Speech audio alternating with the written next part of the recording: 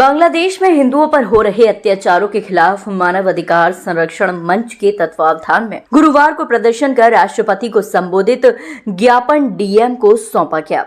ज्ञापन के माध्यम से बांग्लादेश में हिंदुओं और अन्य अल्पसंख्यकों के खिलाफ बढ़ते हमलों, अत्याचारों और शोषण की निंदा की गई।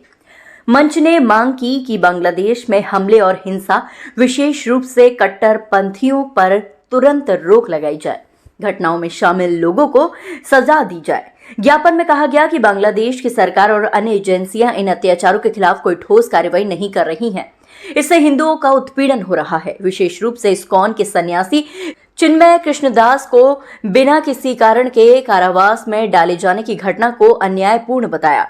स्वतंत्रता के समय पूर्व पाकिस्तान, जो अब बांग्लादेश के नाम से जाना जाता है, वहां पर 22% हिंदू थे, जो अब महज 7.9% बचे हैं। 5 अगस्त को फैली हिंसा के बाद बांग्लादेश में बड़ी संख्या में हिंदू समुदाय को टारगेट करके हत्या की गई है।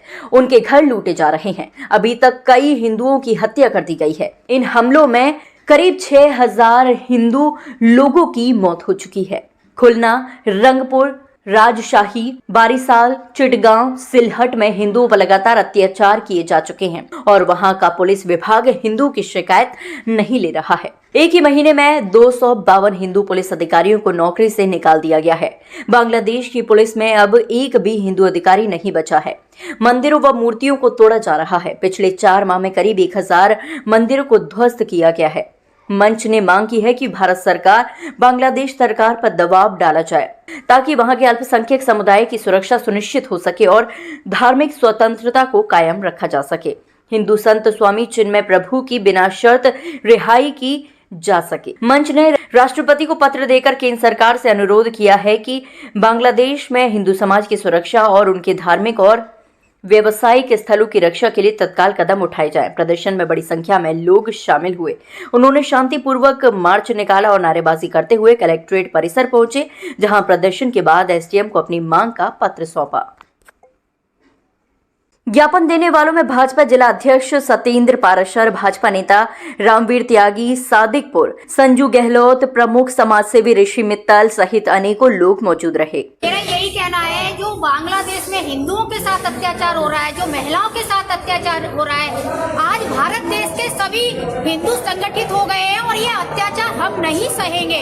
हम सरकार को ये कहना चाहते हैं कि जिन बांग्लादेशी को शरण दी है वो हिंदुओं पे क्यों अत्याचार कर रहे हैं, उन पर उनके खिलाफ कोई ना कोई आदेश करना चाहिए सरकार को। और हम सारे हिंदू मिलकर के इसके लिए आज धौलपुर में आवाज उठाई है। Thank you.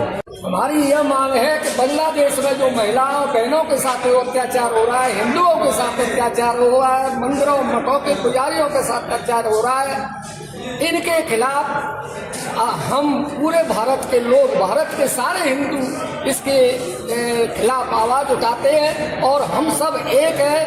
अगर हमारा इसमें सरकार को निश्चित रूप से अपनी भागीदारी करनी चाहिए और जिस बांग्लादेश को हमने ही बनाया था उस बांग्लादेश के लिए लड़ने को तैयार हो जाना चाहिए और बांग्लादेश की जो अब सरकार है उसको मतलब वहाँ से निष्कासित करना चाहिए।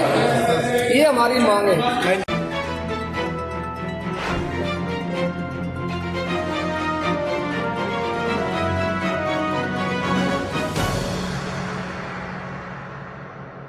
डॉक्टर अग्रवाल महात्मा गांधी राजकीय सिटी कोतवाली विद्यालय में बेटियों के लिए आयोजित सेमिनार का मुख्य अतिथि के रूप में संबोधित कर रही थी। उन्होंने कहा कि आमतौर पर बेटियां बाजार का खाना ज्यादा पसंद करती हैं, इसीलिए विशेष दिनों में होना चाहिए कि वह ज्यादा तीखा खाना और तली हुई चीजों से परहेज करें। उन्होंने बेटियों से संबंधित कई जानकारियां उन्हें उपलब्ध कराई, साथ ही महिलाओं के रोगों से बचाव और उनके लक्षणों के बारे में विस्तृत रूप से जानकारी दी। सेमिनार के दौरान बेटियों के द्वारा पूछे गए प्रश्नों का भी उन्होंने उत्तर दिया और उनकी जिज्ञासाओं को पूर्ण किया। इस अवसर पर उन्होंने बताया कि स्त्री रोगों की पहचान हम स्वयं किस प्रकार कर सकते हैं और उनसे बचाव के क्या उपाय हो सकते हैं। उनके द्वारा छात्राओं को विशेष दिनों में बरती जाने वाली सावधानियों के बारे में विस्तृत रूप से जानकारी दी और कहा कि फास्ट फूड का सेवन नहीं करें।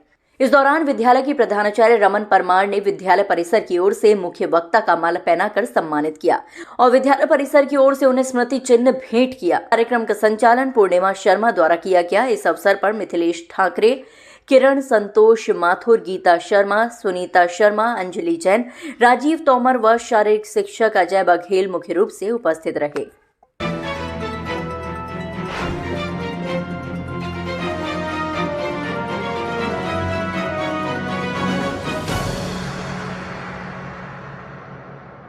अड़तालीसवां Rajasthan state conference of India academy paediatric conference Jhalana के इंटरनेशनल सेंटर जयपुर में संपन्न हुई, जिसमें धौलपुर से शिशु रोग विशेषज्ञ डॉक्टर निखिल अग्रवाल ने जिले का प्रतिनिधित्व किया। देश भर से 800 डॉक्टरों ने इसमें अपनी भागीदारी निभाई और धौलपुर की ओर से प्रतिनिधित्व करते हुए डॉक्टर निखिल अग्रवाल ने 2 वर्ष से 18 वर्ष की आयु में बच्चों में होने वाले जोड़ों के दर्द विषय पर अपना व्याख्यान दिया।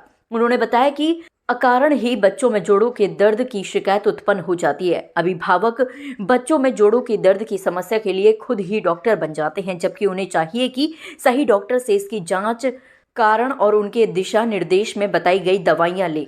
उन्होंने बताया कि कुछ बच्चों में जेनेटिक समस्या भी होती है, जिस कारण भी ये दर्द होता है, जिसका इलाज संभव है। कॉन्फ्रेंस में रिमेटोलॉजिस्ट डॉक्टर अभय शिवपुरी ने अपना विशेष व्याख्यान दिया। 2 दिवसीय कॉन्फ्रेंस में डॉक्टर निखिल अग्रवाल को कम समय में पेडियाट्रिक क्षेत्र में उपलब्धि अर्जित करने के लिए यंग अचीवमेंट अवार्ड से सम्मानित किया गया। डॉक्टर निखिल के सम्मान पर विभिन्न सामाजिक संगठनों ने उन्हें बधाई दी है। Growing pains are one of kind of mechanical pains only, and in our pediatric OPD they are the most common causes. They are acute pains, and they are not inflammatory. There will not be any swelling on the joint. And they are usually because of hyperuse of that area or because of trauma or injury to that bone, muscle or joint. So 48वीं Raj Pedicon state conference जो कि बच्चों के डॉक्टरों की होती है, वो जयपुर में आयोजित की गई। 2 दिवसीय इस कॉन्फ्रेंस में पूरे राजस्थान के बच्चों के विशेषज्ञ तो थे ही, साथ में दिल्ली और पूरे देश से फैकल्टी में काफी जाने माने डॉक्टर्स ने भाग लिया। इस कॉन्फ्रेंस में धौलपुर से मैं doctor Nikhil Agarwal as a faculty मेरे को वहां पर इनवाइट किया गया और मेरे को जो डिस्कशन, तो वहां पूरे कॉन्फ्रेंस में ऐसा कोई भी टॉपिक नहीं था बच्चों से रिलेटेड बीमारी का जो छोड़ा गया हो। सब बीमारियों पे डिस्कशन और टॉक्स हुए। मेरे को जो टॉपिक दिया गया था वो था क्राइंग जॉइंट्स, बच्चों में जो जोड़ों की बीमारी होती है उससे संबंधित जो भी रोग संभव हो सकते हैं उसके बारे में पैनल डिस्कशन था। इस कॉन्फ्रेंस में मेरे को यंग अचीवर्स अवार्ड से भी पुरस्कृत किया गया।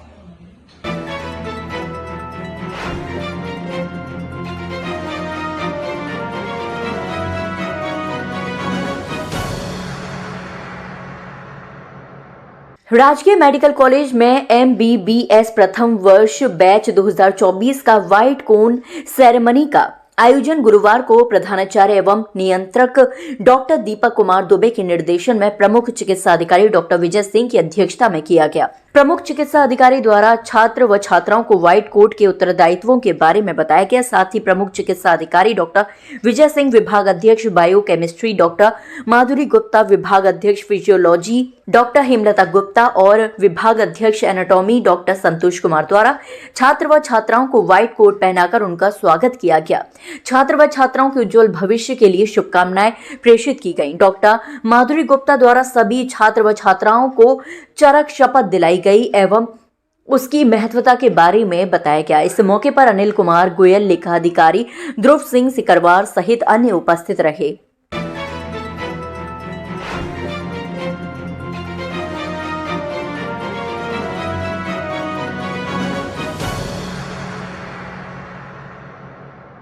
राजस्थान राज्य विधिक सेवा प्राधिकरण जयपुर और जिला विधिक सेवा प्राधिकरण जिला एवं सेशन न्यायाधीश अध्यक्ष के निर्देश अनुसार बच्चा को मैत्रीपूर्ण विधिक सेवाएं प्रदान करने के लिए बच्चों के लिए विधिक सेवा समिति का गठन किया गया, जिसके 2 दिवसीय प्रशिक्षण कार्य का शुभारंभ जिला विधिक सेवा प्राधिकरण सचिव रेखा यादव द्वारा दीप प्रज्वलित कर एडीआर परिसर धौलपुर में किया गया। समिति में सचिव द्वारा उपस्थित पैनल लॉयर व अधिकार मित्रों को नालसा, मानसिक बीमारी वाले व्यक्तियों और बौद्धिक विकलांग व्यक्तियों के लिए कानूनी सेवाएं योजना 2024 के तहत गठित कानूनी सेवा इकाई, मनोन्याय के लिए प्रशिक्षण कार्यक्रम और नालसा बच्चों के लिए बाल अनुकूल कानूनी सेवाएं योजना 2024 के तहत गठित बच्चों के लिए कानूनी सेवा इकाई के बारे में विस्तार से बताया एवं उच्चतम न्यायालय नई दिल्ली के प्रकरण सुप्रिया चक्रवर्ती बनाम भारत संघ सिविल रिट पिटीशन 1011/2022 के अंतर्गत समलैंगिक जोड़ों के अधिकारों और कार्यस्थल पर महिलाओं के साथ होने वाले लैंगिक उत्पीड़न से बचाव के उपाय के बारे में विस्तार से बताया। बाल कल्याण समिति अध्यक्ष मधु शर्मा ने प्रशिक्षण की आवश्यकता को समझने के लिए प्रतिभागियों के साथ बातचीत की एवं बच्चों को कानूनी सेवाओं का प्रावधान और बच्चों के लिए नालसा बाल मैत्रीपूर्ण कानूनी सेवाएं योजना 2024 संरचना और मुख्य विशेषताओं के बारे में विस्तार से बताया। मनोरोग विशेषज्ञ डॉक्टर सुमित मित्तल द्वारा मानसिक बीमारी वाले व्यक्तियों और बौद्धिक विकलांगता वाले व्यक्तियों के अधिकार और कानूनी सेवा संस्थानों और प्रदाताओं द्वारा कानूनी हस्तक्षेप की आवश्यकता के बारे में बताया गया। सहायक निर्देशक बाल अधिकारिता विभाग विशुदेव पांडे द्वारा मानसिक बीमारी से ग्रस्त व्यक्तियों और बौद्धिक विकलांगता वाले व्यक्तियों के संदर्भ में कानूनी और नीतिगत ढांचे, विकलांग व्यक्तियों के अधिकारों पर संयुक्त राष्ट्र सम्मेलन 2008 एवं विकलांग व्यक्तियों के अधिकार अधिनियम 2016 और मानसिक स्वास्थ्य देखभाल अधिनियम 2017 के तहत कार्यवाही और हस्तक्षेप एवं कानून का उल्लंघन करने वाले बच्चों को कानूनी सेवाएं यथा थाने में जेजेबी पर, सीसीआई में, बच्चों की अदालतों में एवं जेलों में आदि के बारे में बताया गया। अतिरिक्त पुलिस अधीक्षक मनोज शर्मा एवं अतिरिक्त पुलिस अधीक्षक बाड़ी डॉक्टर कमल कुमार जांगिड़ एवं थाना कोतवाली प्रमेंद्र रावत ने बच्चों की देखभाल और सुरक्षा की आवश्यकता वाले बच्चों को कानूनी सेवाएं, CWC परिवार आधारित देखभाल, CCI अपराध के शिकार, लापता व तस्करी किए गए बच्चों और बाल श्रम से बचाए गए बच्चों के लिए पुलिस स्टेशन आदि के बारे में विस्तार से बताया।